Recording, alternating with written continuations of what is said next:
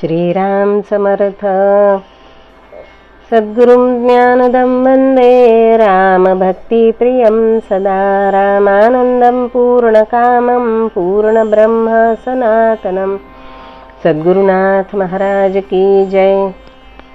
श्री सद्गुरु रामानंद महाराज प्रसन्न समास पहिला अध्याय 6वा।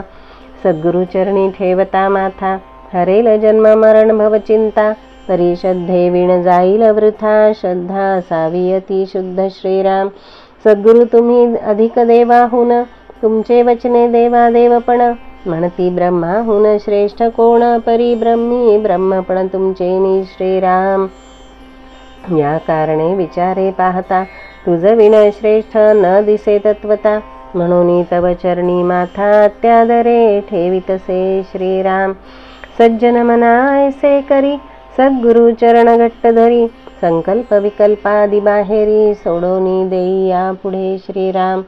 बुद्धी तू करी गे निश्चय, की सद्गुरु चरणावीण गती काय। चित्ता तू ही धरी सोय, चिंतावे अखंड श्री गुरुचरण श्रीराम।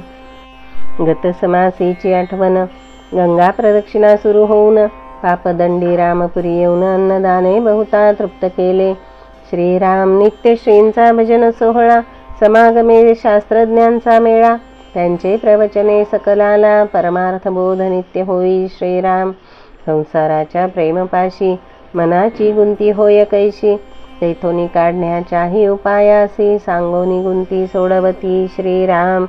देहबुद्धीचा बळकट फासा, नाना उपाय न सुटे सहसा। प्रवचन बोधे तो फासा, उकलेसा उपाय सांगती श्रीराम। नाना तऱ्हेच्या माया पकडी, नाना विषयांच्या नाना ओढी। संसारी जीवाच्या अन्य साकडी, उकलोनी दाविती अति कुशले श्रीराम। या सर्वातून मुक्त होण्यासी, स्वल्प उपाय कथिती सर्वांशी। प्रेम भावे श्रीराम रायसी, आळवा सद्गुरुशी शरण जा श्रीराम। ऐशा परी नित्य श्रवण, नित्य चर्चेने होतसे मनन। सत्संगतीने निधिध्यासन, ऐसा आनंद नित्य नवा श्रीराम। पुढील प्रवास गंगा प्रदक्षिणेचा, होता नाशिक त्र्यंबकेश्वरीचा। श्रवणे श्री गुरु लीलेचा, आठवापणा होईल श्रीराम। श्रीरामरायाचा उत्सव करून नाशकास आले सर्वजण। श्री बालाजी संस्थानी उतरोण, हनुमान जन्मोत्सव केलासे श्रीराम। श्रींचे मनोगतावरून, नैवेद्यास केले खव्याचे पूर्ण। सूर्योदयास झाले भोजन, 100 पात्राचे ते दिवशी श्रीराम। श्री हनुमान जन्मोत्सव आटोपून दक्षिण तीर्थ चक्र तीर्थस्थान, तेथे अल्पकाल थांबून श्री गुरुलीला दाविती श्रीराम। सह्याद्री पर्वत विख्यात, त्या पर्वताचे खोऱ्यात या चक्रतीर्थाची ख्यात। पुराणी वर्णिली असे की श्रीराम, गंगेचा उगम ब्रह्मगिरीतून झाला परी पुढे गुप्त होऊन। कुशावर्त कुंडी प्रगटून पुन्हा गुप्त जाहली श्रीराम। श्री त्र्यंबकेश्वर पिंडीत पुन्हा गंगा प्रगट होत, यानंतरही गुप्त होत प्रगटे चक्रतीर्थात श्रीराम। पुढे काही अंतरावर गंगा प्रवाह दिसेवर, नाशिक क्षेत्रीचा प्रवाह सुंदर पाहिला असे बहुजनी श्रीराम। असो त्या चक्रतीर्थस्थानी, भगवंते चक्र खाली ठेवूनी। गंगा काढिली बाणे करुणी, ऐसे महिमान त्या तीर्थाचे श्रीराम। तीर्थकुंड लांब 30 हात, रुंद असे 10 हात। तरी त्याचे खोलीचा अंत न लागे कोणा अद्यापि श्रीराम। या चक्रतीर्थी ही मंडळी उतरली होती तये काळी। स्वयंपाकास सुरुवात झाली, अवधी होता अल्पसा श्रीराम। तैवेळीचा अल्प प्रसंग, श्री गुरुचा तो लीला योग। परी तेने कळले सामर्थ्यांग, घडला प्रसंग तो ऐका श्रीराम। तया चक्रतीर्थावरी पोहण्यास निघाली श्री गुरुस्वारी। कोणीही माझे बरोबरी येऊ नये हे बोलले श्रीराम। तया स्थानीचे एका गृहस्थानी, कोण पोहतो पाहिले त्यांनी। मंडळी जवळ लगबग येऊनी, घाबरवणी बोलिला तयासी श्रीराम। या चक्रतीर्थात पोहण्यास ज्यांनी केले साहस, ते जिवंत पाहण्यास नाही मिळाले कोणासी श्रीराम। तेथे कोणी पोहताना पाहिले, मन माझे घाबरले। धावा प्रयत्न करा सगळे परी निष्फल वाटते श्रीराम। ऐसे ऐकता ते अवसरी, सर्वजण जाती तीर्थावरी, तो महाराज पोती परोपरी, एवढ्याही टाकुनी तयात श्रीराम. ऐसे पाहून तये वेळा, सर्वांनी एकच टाहो फोडला. महाराज वरती येऊनी सकलाला, समाधान द्यावे त्वरेने श्रीराम. महाराज म्हणती येतो आता, घाबरू नका माझे करता. म्हणोनी ऐसे म्हणोनी येती वरता, सहज लीलेने पोहत श्रीराम.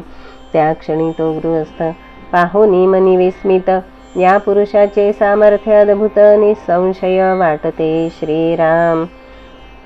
आजवर या कुंडातळी कित्येक पोहणार गेले बळी, जिवंत कोणी कधी काळी नाही आले परतोनी श्रीराम.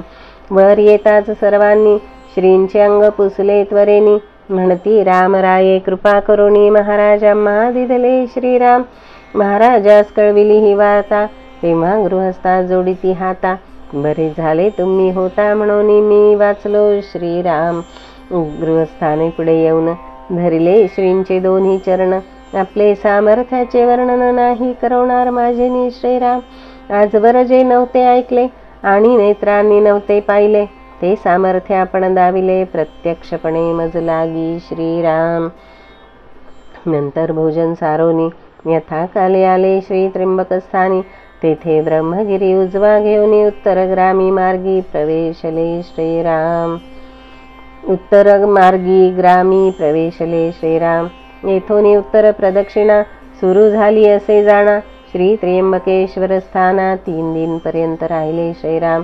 गंगा स्नान त्र्यंबक पूजन तैसेची झाले अन्नदान, शास्त्रोक्त विधी विधान यथा सांग होतसे श्रीराम. अन्नदाने भोजनानंद, नाम भजने प्रेमानंद, प्रवचनाने ज्ञानानंद यथाधिकारे मिळतसे श्रीराम. त्र्यंबकेश्वरीचे शास्त्री पंडित प्रवचने ऐकून थक्क होत. नर नारी बालका प्रत आनंद श्री गुरु भजनाचा श्रीराम.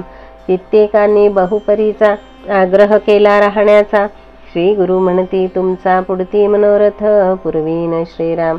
यात्रेचे केवळ निमित्त, परी हेतू जडमुड भावे मुक्त.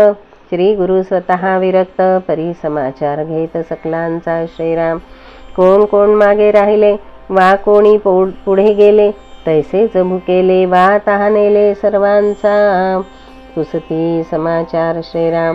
प्रवासी कैसी ठेवावी दक्षता, कैसी ठेवावी शरीर दक्षता. शास्त्र रक्षोणी कोठे शिथिलता, बाळगावी ते सांगती श्रीराम. पुढील दूरगामी अडचण श्री गुरु आधीच देती सुचवून, ती सुकर होण्याचा उपायही जाण सुचवणी ठेविती सर्वांशी श्रीराम. असो या समासीचे चक्र तीर्थ महिमान, जो करी एकाग्र श्रवण, त्याचे जल अरिष्ट निरसन होईल श्री गुरु कृपेने श्रीराम. रामचंद्र दादा वैष्णव भक्त प्राणांतिक संकटातून होतील मुक्त. ही श्री गुरु लीला अद्भुत, पुढले समासी श्री गुरु कृपे ऐकू. श्रीराम समर्थ श्रीराम. इति श्री सद्गुरु रामानंद सच्चरित्रे चक्रतीर्थ श्री त्र्यंबकेश्वर गमन वर्णनाम षष्ठाध्यायांतर्गतः प्रथमः समासः समाप्तः.